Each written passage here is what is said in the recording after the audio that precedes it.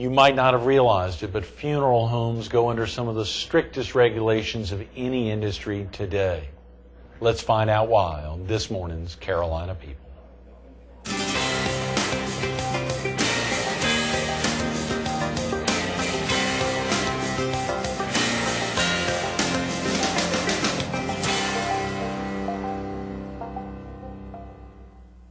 Good morning. Welcome to Carolina People. This morning we're at Reflections, assisted living facility in Carolina Forest, across from its elementary school and behind Horry County State Bank. We're focused on the funeral home industry, and we're visiting with the licensed funeral director and embalmer, Richard Francis Neal, otherwise known as Rick. Good morning, Rick. Good morning. Good morning, sir. Thank you so much for coming in. It's what early. a big week. It's early. Yeah, it is early, 7 a.m. Yeah, it's early. Of course, so River Talk just ended over there on the UPN or the CW21, Banana Jack Murphy. I was thinking about him early this morning as I was flying over here for your interview. A lot going on these days. Oh, yeah, a lot of things. A lot of busy. Big week. You were in Columbia last week, I believe, last Wednesday. Yeah, I went in for the South Carolina Funeral Directors Midwinter Conference. Right. How was that? Oh, it was great. That's when all the suppliers, right, casket, hearse, vault, chemicals, burial clothing, memorial books, everything. Right. All the suppliers get in there in the convention center. Right. And fill that place up. And, of course, I took Bonnie, my wife, with me. Sure. She'd never been to one before. And she started going out there, and every one of the booths she would stop at. Is that right? Yeah. And they would talk and talk and talk and talk. And I told her, I said, listen, this is a big room. Yeah. We have 3 hours to get through here. Yeah. I said, if you stand and talk 20 minutes to each one of these, I said, we'll never get through. I said, so we've got to move. I said, just nod, grin your head, and I said, just keep going. And you were doing some shopping, I know. I know you've got big plans. We want to talk about your next adventure and the big venture. Of course, we can't just yet because it's about to, we're in the underpinnings of getting ready to open. But, of course, you're shopping for lots of items up there, Rick. Yeah, what are some of the things that it takes to open a funeral home? Let's say you were opening funeral home A. What would it take? Well, first thing, the state board, I went before the state board, Right. And talked to them about this. And, got all the requirements and everything. And what does that mean, the requirements? What are some of the requirements you have to meet to open a funeral home? Requirements. You have to have a chapel that will seat 100 people. Okay. You have to have a motorized hearse. That means you can't lease a hearse and just bring it in when you need it. Right. You have to have a hearse on premises. Right. You have to have an embalming room. You have to have the restroom. An embalming room. What's that? Where you take the body to be embalmed, or to be prepared for cremation. Right. Whatever the family, to wait till the family sees what has to happen. If it's someone from another country that's going to be shipped out, right, that's where the preparation of the body is done. Right. Okay. So a lot has to, and funeral homes are heavily regulated. Very, very heavily. Very. Heavily. Jim Beaudry was with us a week ago today, last Monday, talking about Batesville. Yeah. Batesville caskets and about urns, and of course, I think he was in Columbia with you last week. Yeah. He headed up to Columbia from, and to hear him talk about the industry and all that goes into the Federal Trade Commission, the South Carolina Board, the group for licensing and overseeing to make sure that licenses are given to duly qualified and licensed professionals. You have to have, now, when I went before the board, you have to have number for number everything to match. If you have a package price of something over here, right, a package price that you can get this, they better be able to go over here to your individual list, right, and take each one of those items, and they better average up to the same thing. Is that right? You better not miss a dollar, because the state board and the Federal Trade Commission will be right astraddle your shoulders. Why is the funeral home industry so heavily regulated, Rick? Because, years ago, funeral directors, there were so many different pricing in funeral homes. Right. There was funeral homes that was less expensive with merchandise, the same merchandise as the guy down the street would be more expensive. Sure.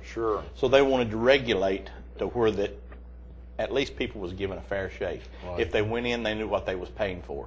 Because back years ago, I remember, now, I've been doing this for a long time, 36 years. Come on, Rick, Yeah, 36 years. My Lord, so, since you were 2. So, yeah, that's right, since I was 2 years old. But I never will forget that. I worked for a funeral home up in Tennessee. And this guy, he walked in and he had 4 caskets. Now, this has been back, this was right when my son was born, and he's 30 years old. Right, yeah. So I never will forget, this guy had 4 caskets in his casket selection room. And one was pink, and one was blue, and one was green, and one was yellow. No. And they was the same thing. And I never will forget, he had a big cigar, and he stood there and said, I said, what kind of price do you want me to put on these? He said, they like the pink and the blue better. He said, so let's start down here with the yellow. Put it $13, $14, $15, $16, $95. And it was the same identical casket.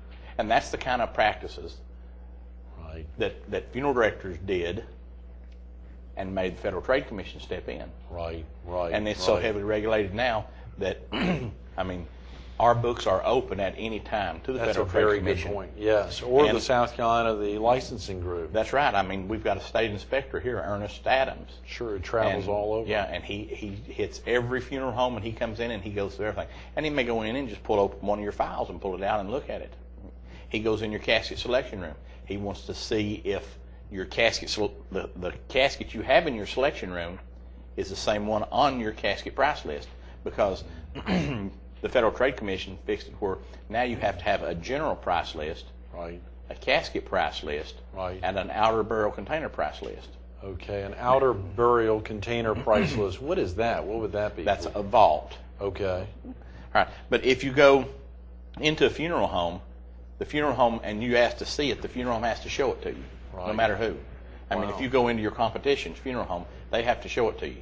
Now, they have to give you the general price list for retention. You can ask for it to take home with you. They don't have to give you the casket price list and outer burial container price list to take with you. Right. All they do is give you the general price list. Right. That's open knowledge for anyone. So anyone that does want to look at different prices in funeral homes, go to the funeral home, walk in and say, I'd like to have a general price list. A general price list. A general price list. Much like for community newspapers, we encourage folks to say, if you're a potential advertiser, you need to ask your community newspaper, whether it's the Herald or anyone else, give us your annual ownership report. We want to see what you do at the U.S. Postal Service so we can know how many papers you're actually mailing through the U.S. Postal Service and how many you sell in boxes and how many you sell in other places each week. It's a way to make sure everything's open to the public. We use the U.S. Postal Service. We're a heavily regulated industry, and of course you all are regulated. That's right. We have to be open to the public and make it a transparent operation. Well, you was talking about Jim Beaudry. Jim Beaudry is the Batesville Casket Company. As far as I'm concerned, they're the largest casket company in the world. Right. Yeah, he said that. A 54% market share in the U.S. Yeah, and they're first class. And I'm doing a lot of business with him. Oh yeah. And down the road, obviously, you'll be doing things with him down the road. There's other people that's in this area that's worked in the funeral business that are salespeople now. That travels all over. Oh yeah. So that'll become friends with. That Jim Beaudry superstar, and I saw his wife last week. Oh yeah, we went to the Mercy Hospice thing. The Mercy Hospice. The Mardi Gras event thing, up at Dynamite's, Doc Holliday's on that Tuesday night. She was cutting a rug with I'm telling you the Band of Oz. Yeah. Shamalama Ding Dong. Yeah, we was out there. Of course, me and Bonnie, we were shaggers. And you and Bonnie, that's right. Yeah. Tell us about your wife, Bonnie, Rick. Y'all have a big week coming up. Yeah. It's our 10th anniversary. Is that right? Yeah. Rick? Wow. And she let me know. Last night we was watching TV and she said, "Oh, it's fixing to turn Valentine's Day." Yeah. And I said, "Yeah." And she said, "Well, I'm sure glad." And I said, "Yeah, me too." And I thought, well, there just goes my billfold out the window. Valentine's Day has a special significance for you, Rick. Oh yeah, it sure does. We was childhood sweethearts. Is that right? You and Bonnie. Then I went to the military and left, and of course I, like most young boys when they go in the military, they go a little bit on the wild side. So wow, not you, Rick. So that was the end of our relationship. But then after 24 years, we got back together. That's tremendous. So I've been together 10 years. This is your 10-year anniversary this Thursday. That's right. This Thursday. Wow, I bet Bonnie's planning some big things for that. Yeah. Or you are. That's Rick right. better have them planned. You're not going to let any secrets out on Carolina people. Let me tell you something. If I don't have plans, Yeah. it just wouldn't be good around the Yeah, house. that's right. So that's what right. her plans You may not are. have a Bonnie if you don't have any plans. Yeah. That's right. That's right. exciting. And of course, you all have children. Yeah, four, and three grandchildren. That is tremendous. Two are living here, and one of each of y'all's, and two of then our y'all have a children, mixed family. Yes, yes. Two of our children's living here. I have a son living here. He owns a construction company, and a daughter lives here, and she's an RN at Grand Strand. Right. And then I've got a daughter that lives in Augusta, Georgia, and she's with Windsor Jewelers, and then Bonnie's son lives up in Kentucky, and he's with Toyota. Is that right? That's tremendous. So one's in Kentucky, one's in Georgia, two in South Carolina. Right. And your three grandchildren, where are they located? They're here. They're here. All three are here. Yeah, all three are here. The oldest one is my son Aaron. It's his stepson, Reed, and he's 12 years old. But he's very much his son. I mean, they're very active together. Yeah, You know, to see them two together, you'd think that Aaron was his natural father. I'm telling you what, they're both just two peas in a pod. Yeah. Yeah. They aggravate me to death when they're around me. Oh yeah. I believe it. It's always, let's go fishing, let's go out here, let's do this. You got to come out here. I don't want to touch this fish. You got to help me get it off. I love it. I love it. And Aaron has a daughter who's not much younger than Emma Claire. Right. She's 3 years old, and so she's the apple of my eye, boy, that little granddaughter is. Oh yeah. Them boys is something else. Them girls gets close to the papa's heart. So they are spread out well. Holly, who's 3. Caleb is 6. And then Caleb is 6, and Reed is 12. Mm-hmm. Tremendous. Yeah. That's a good spread. 3, 6, 12. Yeah. And we take care of Caleb a lot because Georgetta works such odd hours at the hospital. She's a nurse. Yeah. At Grand Strand Regional Medical Center. Yeah, and she's a good one too. I heard that recently. I think Doug White, the CEO of Grand Strand, had some great words to say about her. Yeah. Well, I'll tell you what, she's a hard worker, does a good job. She cares about people, Yeah, that really. She was always raised around the funeral business. I mean, since I've had her since she was 15 years old, and she loved the funeral business. She loved anything to do with helping the people and anything to do with the funeral business. Mm-hmm. She wanted. Now, my daughter Alicia, well, she wouldn't care one bit to never have to walk in the funeral home again because she just didn't care anything about it. Is that right? But now, Bonnie's son Hoss, he's thinking about eventually moving down here. And then my son Aaron, he's a licensed funeral director. Is that right? Aaron, the general contractor, the one with the Southern Construction Remodeling and Palmetto Builders? He's a licensed funeral director, but I've talked to him about, I think he may transfer his license from Kentucky down here. Is that right? That's tremendous. Well, Aaron, if the general contracting business changes at all, I'm sure there'll be opportunities for Aaron down the road. Right. Yeah. That's very exciting. Well, I'm excited about the future plans that we have here. You've got big plans. Of course, so much has to happen. As Jim talked about last week, we were highlighting the after-death care industry and the future. I know we ran out of time, and I'm going to have to get Jim back another time. But folks say, why are you having this licensed funeral director and embalmer on Carolina People? What does all this matter? I mean, this is something, why talk about these morbid subjects on TV in the morning? Because people wants to know. It's always been a very, very private industry, not talked about. Funeral directors doesn't get out and talk about it. And people wants to know. I mean, they have questions. When they find out you're with a funeral home or whatever you're doing in the funeral business, they ask questions. What are some of the typical questions you get, Rick, out on the street when folks bump into you in the grocery store? Price. Is that right? Wow. Yeah. What does it cost now? What does it cost for what? For a traditional burial? Traditional burial, cremation, direct cremation, cremation with memorial service. What does it cost to get shipped back to Connecticut or to New Jersey or something like that? Sure. What does it cost for that, You just said cremation and direct cremation. What is direct cremation? Direct cremation means that if death happens and hospice or the coroner or the hospital calls us, and we go to the home or the hospital or wherever to pick up the deceased, they sign papers right then normally, or they come in the next day. Right. And we get all of the paperwork taken care of, and then the people go for direct cremation. There's usually no service, no memorial service or anything. Okay. A lot of times the family will take the cremains the Right. cremated remains. They'd have their own ceremony. And they'll have their own ceremony. Maybe they may wait a month till they can get all the family together or something. Right, right. So that's a very good point. Of course, it's more convenient for people. That's a very because good people point. works all over. I mean, it's just like our family. Look at us. My mother lives in Kentucky. My stepson lives in Kentucky. My daughter lives in Georgia. We live down here. So, by the time everybody gets together, Right, right. That's a very good point. So oftentimes you want to make sure and speed the process along. Let's say someone died tomorrow, Rick. How long can they remain before you'd actually have a service? How long can they sit in let's say they went to McMillan Small or Goldfinch over here in Conway. How long can they sit there at the funeral home before a service has to be held? Is there a date, or can they sit in a freezer, let's say, or somewhere? When I was at McMillan Small, of course, I'd done most of the embalming and the cremations. Right. You worked for Steve McMillan and his family. Yeah, he's a good friend of mine. Good. But matter of fact, I just talked to him the other day, and at the convention, I saw some of his men. Is that right? Great. Talked to them up in Columbia, at the South Carolina Funeral Directors Association. But I seen people that was going to be shipped back to Mexico. Right.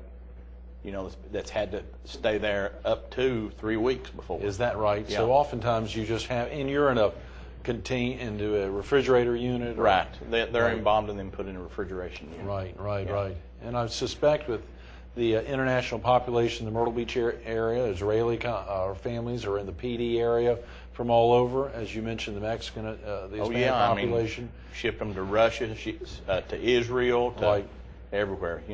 McMillan Small does a lot of shipping business. That's great. And they've been in business now 30 years, I think. Yeah. Very exciting. And Roddy Dickinson, the treasurer of Horry County, his son Kelsey has recently joined them. Yeah. And I understand I read a profile in the Herald with Holly McMillan, Lee McMillan's wife, and she was highlighting that. I don't know how Lee lucked out there. He outmarried himself just like you. Yeah, that's right. Just like you. That's Y'all right. have that in common. And must be a trade with funeral director, Oh, absolutely. Well, making a commitment in a community, of course, yourself, Rick, with 36 years in the industry, I mean, you really know what's the most important ingredient for you as a licensed funeral director and what you do. What is the most important ingredient about who you are and what you do? What do you think is for you? After the service is over, when the family just gives you a nod or says thank you or I appreciate you taking care of my mother. It's not always the big thank you letter. It's not, something in the paper or something like that. It's just knowing that you took care of them and did the very best you could possibly do for my people. So the ingredient there is truly service before, during, and after. Yeah, and that's the way with the other funeral homes around here. Let me tell you something. This is a very competitive market on service because all the funeral homes give good service. Give great service. And there are a lot of funeral homes. Jim mentioned last week, started naming them off, and we said, stop. And, last week we were filming at Graves Pools and Spas, and Alicia Graves McKenzie is married to a gentleman whose family owns 3 funeral homes in Georgetown County, I believe. It was fascinating to see the extent of family relationships in business, and family really means a lot to you. Yeah, buddy. It sure does. And I guess you have to be, a close family person to be in the funeral business because we was talking about Steve a while ago. Steve McMillan, Holly and Lee's got that new baby, Right. Well, I told him, I said, you just wait till that baby gets here. Yeah. I said, you ain't seen love till you see that grandbaby. Yeah. And I reckon he's just crazy about it. Oh, yeah, very definitely. It's good to know there's some level of camaraderie in building up the industry, supporting other folks, but still maintaining this level of competition. And particularly when it's such a heavily regulated industry, and you've got inspectors capable of stopping in any time to look at your books to see if your price lists are correct. When you've got a state board that meets every other month to either approve new funeral directors, approve new homes or not, it has to be a good level of professionalism. When I talked to Ernest Adams with the state board of the inspector, I got tickled at him. He said he went to a funeral home. He said, and he checked everything out. And he said, looked, and there's a set of hearse out there. He said, everything was fine. Well, now it says a motorized hearse. So that means it has to run. Yeah. Well, when he went down the street to the competition, they said, well, did you check out their hearse? And he said, well, I saw it sitting out there. He said, go start it. So he said, I went back up there and tried to start the hearse. He said it didn't have a motor in it. Right. He said, just sitting out there. He said, so now every time when I go to the funeral home, I make sure when he's inspecting, he said, I always make sure they start the hearse and pull it out and back it up, that I make sure it runs. That is a rare example of some funeral directors in some right. other part of the state where, I mean, that's a rare example. Most funeral directors are obviously, I mean, that is a very rare. What it was a very, very small funeral home, and what they was doing, they was going through the leasing service. Right. And leasing, and they had a livery service that would do, a livery service that done their pickups for them. Oh, yeah. Like, we have... Speaking of pickups, we talked about there's a gentleman I think who's running for a coroner, correct? Who does a pickup service. Dan Bellamy, he owns a livery service, and livery, that means to pick up the deceased, to go to the hospital, and then Boyd Grindstaff, he has Grindstaff. It used to be called Tidwell, but I think it's called Grindstaff services now. Over in the PD. Yeah, and then there's another guy here, and I can't think of what his name is right off the bat. And they will. But there's a third one here. Yeah. And so that means even though you're working 24/7, Rick, you're always available. You can't always. You have to sleep sometimes. That's right. You can't always go out and pick up every deceased. Right now, if we get a call at our funeral home and it's a home call and a family's going to be there, we would, like when I was at McMillan Small or whatever, we would always get up and go in the middle of the night, or go during the day to the home. But if it's a hospital call, a coroner call, that's just to go to the morgue to take care of and stuff. A lot of times that way you'll send the livery service to take care of it. Oh, yeah, very definitely, Rick. And, of course, for you, having you owned and operated your own home, Neal Funeral Home there in McCreary County in Pine Knot, Kentucky for, was it almost 2 decades? Yeah. But wanted to move to the beach. Right. What was it about the beach that really tickled your fancy, Rick? I loved it here. This is home. Yeah.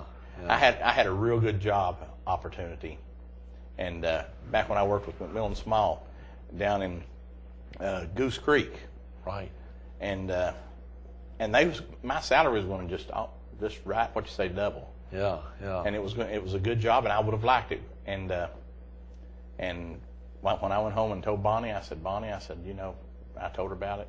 She said, no, this is home. Wow. I ain't going nowhere no more. I said, well, this is right where we're going to stay. Right. So, good answer. Yeah. And not that she's the boss. She is. The thing of it is, you better say, yes, she is the boss. Get it out, I'm not hen-pecked. I just got hen-house ways. Well, of course, so much has to be a family affair. I mean, y'all obviously, your wife has to be very supportive of the idea that at any time of the hour, any time of the night, any time of the day, a call could come. Well, you're ready, lickety split. Yeah, and see, that's the thing of it is, we go out a lot to dinner a lot and out with people and lot and do things. But when that call comes in, we have been ready, dressed, and in the car and going down the road, and a call come in, and me have to turn right around or go to the funeral home and get in the hearse and go, and then her take the car and going back to the house. Mm-hmm. And she's understanding about that. She knows that's the life that we've chosen, and that's the way it has to be. Mm-hmm. You can't wait. Right. You have to get on the ball and get there. Mm-hmm. Because when a person passes away, they don't want to see or even talk about the funeral director 5 minutes before, but they expect you to be there 5 minutes after. Because they want to know that someone's there to take care of their loved one. Mm-hmm. And they want something done immediately, families do.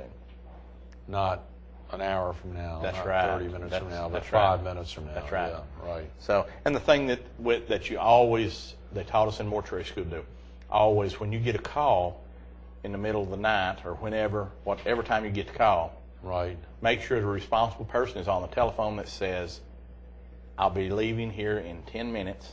Mm-hmm. So, and of course in this area with the traffic, you never know. Right. But if you tell a family I'm leaving here in 10 minutes, I'll be there as soon as I possibly can. Right. So I should be there within 30 minutes. We just got a minute, Rick. When your loved one dies, who do you call first? Is it the funeral home or do you call 911? Who do you call? You can call either one. If you call the funeral home, Right. The funeral home will know exactly what to do. Okay. They'll take all the burden off of you as far as who you need to call about calling, the police or calling 911 or calling the coroner's office or anything. If you call the funeral director, and they'll know if it's hospice or who it is, they'll take care of everything. Any special messages you want to send out to loved ones for this special week? Happy Valentine's Day. Yeah. Oh, that's great. Thank you, Rick. Absolutely. Happy 10th anniversary to you and Thank Bonnie. you. Stay tuned to more Carolina People with Rick Neal, licensed funeral director in Balmer, coming up next. Wish you'd heard him say it off camera. He's talking about his beautiful bride, Bonnie, and he said, Bonnie's always calling me old Tenderheart. He'll cry about everything. It's that kind of relationship, whether it's with his spouse, with his children, with his grandchildren, or with the families he cares about, wherever he is, whether, as he talked about, working at a funeral home in the area, in Kentucky, in Tennessee, traveling all over, making a difference in whatever community it is, caring about families. Would you rather have old Tenderheart there with you as you're going through tough times, or somebody you may not know, may not understand, and may not be there to support you? Take the time to learn more about the tremendous funeral home industry and the impact it makes every day on so many citizens, whether here in the PD or southeastern North Carolina or wherever in the world. It's a tremendous industry, and we're learning about it every day from old Tenderheart.